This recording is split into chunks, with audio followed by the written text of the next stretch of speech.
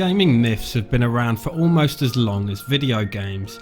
Even before the days of the internet, whispers on the school playground would tell stories of hidden cheats or secrets, along with elaborate ways to obtain them. I'm sure we've all heard the phrase, "my older brother said he done it," which as kids only made us more convinced that it was real.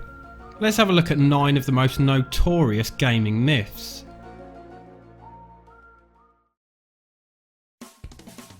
Pong was the world's first arcade game. Pong, the primitive game involving 2 lines as paddles and a ball, is often cited as being the world's first arcade game, but in reality this just isn't true. The first arcade game was Computer Space, an arcade port of computer game Space War, and was developed by Nolan Bushnell and Ted Dabney before they co-founded Atari. Computer Space is a bit like the later Asteroids, with the player controlling a ship in space and battling flying saucers. It was not only the world's first arcade game, but also the first commercially available video game.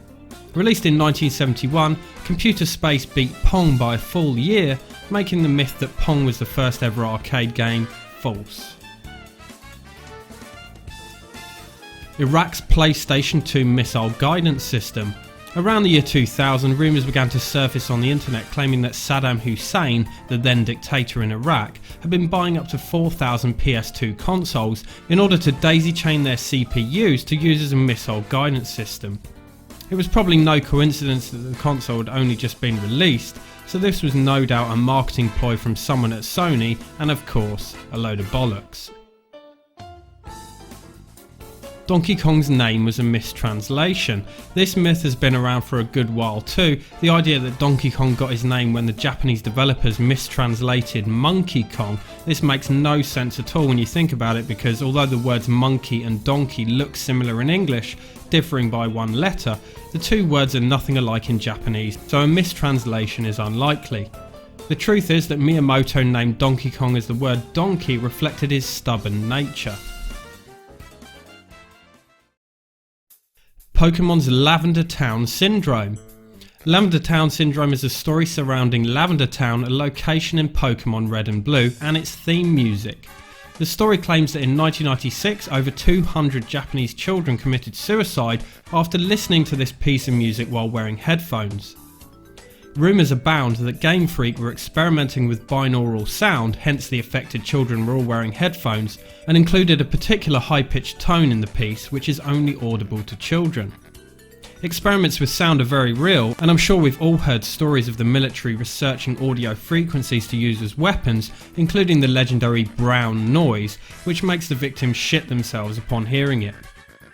Although the Lavender Town music is really fucking sinister, it certainly doesn't cause listeners to kill themselves, and in all likelihood this rumour is just an internet hoax.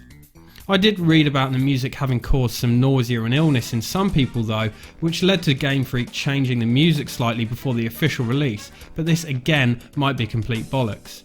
I'll leave a link to the Lavender Town music in the description if you're interested in hearing it. Bigfoot in GTA San Andreas. After all the hot coffee palaver with the San Andreas, a rumour began to do the rounds about Bigfoot existing in the San Andreas countryside and woods. People spent a significant amount of time searching for Bigfoot in the game, and many even posted videos and pictures of alleged sightings.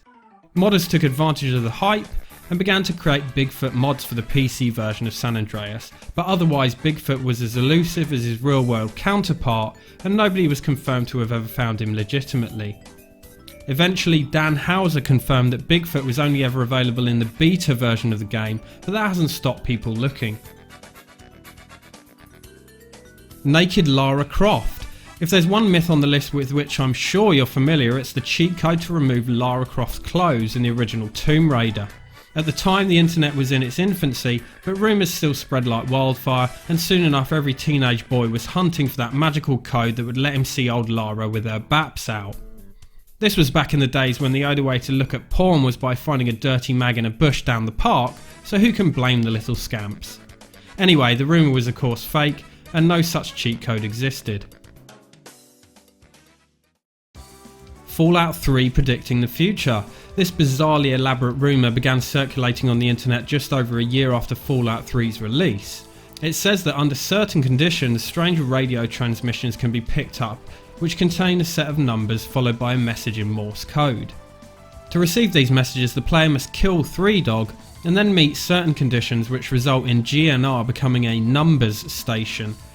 The broadcasts, which can only be picked up in specific locations, contain 3 dogs' voice reciting a string of numbers followed by the aforementioned hidden message in Morse code. The numbers were said to be dates, and the message contained a prediction about the coming date. One such message predicted the date and time of Gary Coleman's death, and other predictions including the Queen's death in 2014, which obviously didn't happen, and Britney Spears winning an Oscar in 2023.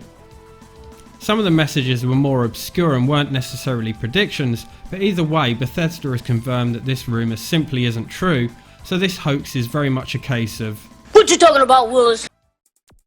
You must defeat Shenlong to stand a chance. This is one of gaming's most famous hoaxes. In Street Fighter 2, the post-fight screen would show you the victor next to their bloody opponent, with a victory quote. Ryu's was "You must defeat Shenlong to stand a chance." This was a mistranslation of "If you cannot overcome the rising dragon punch, you cannot win." This happened because in Japanese the characters Shoryu, meaning rising dragon, in Shoryuken are Shenlong in the Chinese phonetic alphabet, leading to the mix-up. When players read this quote, they understandably thought that Shenlong was a person to be defeated rather than a special move, as no such move existed in the game. In their April 1992 issue, Electronic Gaming Monthly printed a method for unlocking Shenlong as an April Fool's joke. The method involved using Ryu and completing the entire game with him receiving no damage.